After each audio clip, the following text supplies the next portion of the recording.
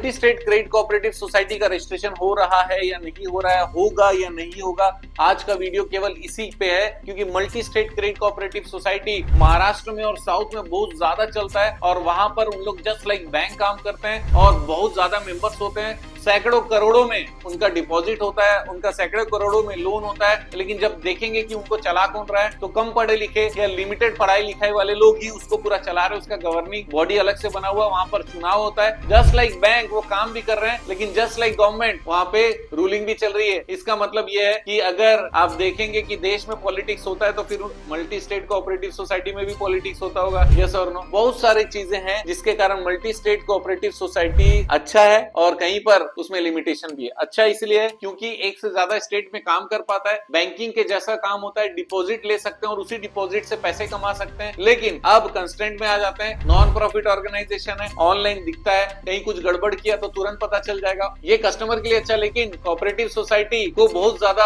Aware होने की जरूरत है। क्योंकि अगर आप कोऑपरेटिव सोसाइटी चला रहे हो मल्टी स्टेट वाला, तो आपको ऑनलाइन देखते रहना पड़ेगा कि आप डिफॉल्टर में तो नहीं आ जा रहे हो। अगर कुछ गड़बड़ किए तो डिफॉल्टर में आने में ज्यादा देर लगने वाली नहीं है। तो multi state credit cooperative society, क्योंकि बहुत सारे डिफॉल्ट हो गए थे अलग अलग स्टेट्स में, इंक्लूडिंग महाराष्ट्र, साउथ पूरा मैं ले लेता हूँ, बाकी देश में बहुत लिमिटेड है, बिहार में कुछ है, वेस्ट बंगाल में कुछ है, डिफॉल्ट बहुत ज्यादा हुआ है। इसी कारण अब जो नया रूल आ गया है उसके हिसाब से हर वो स्टेट जिसको मिलाकर मल्टी स्टेट, जैसे वर्ड ही मल्टी स्टेट है, एक से ज्यादा स्टेट मिला के बनेगा, तो हर स्टेट से उन्होंने क्लॉज डाल दिया कि स्टेट के एनओसी को लेकर आइए। स्टेट का एनओसी लाने के लिए जो लोग हैं जो उसमें गवर्निंग बॉडी में है, उनको सबसे पहले अपना पुलिस वेरिफिकेशन कराने की जरूरत पड़ती है, अपना गुडविल बताने की जरूरत होती है कि मैं डिफॉल्टर नहीं हूँ, मैं बदमाश नहीं हूँ, मैं खूनी नहीं हूँ, पुलिस में क्लीन रिकॉर्ड है, वो सारी की सर्टिफिकेट लेकर आओ, ऑनलाइन चाहे ऑफलाइन निकाल के लेकर आओ और उसके बाद में प्रेजेंट करो। तब स्टेट को अगर लगता है कि ये वाला काम के लिए एनओसी देना है तो वो देगा।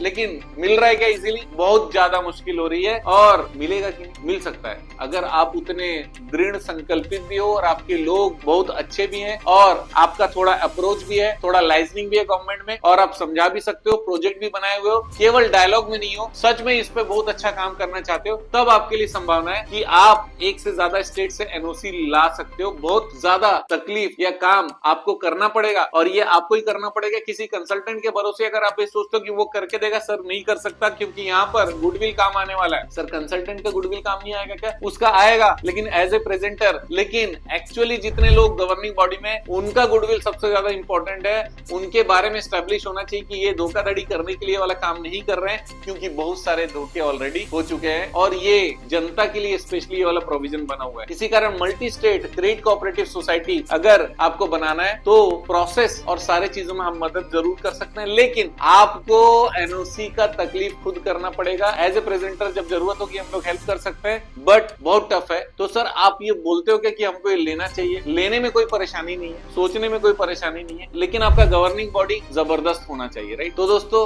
ये इंफॉर्मेशन आपके लिए अगर यूजफुल है तो नीचे कमेंट जरूर करिएगा। आप जानते हैं मेरा मिशन है हमेशा आप लोगों की मदद करना और समय पर सारी जानकारी देना, तो बने रहेगा मेरे साथ। आपका दिन जबरदस्त और शुभ हो। Sunday.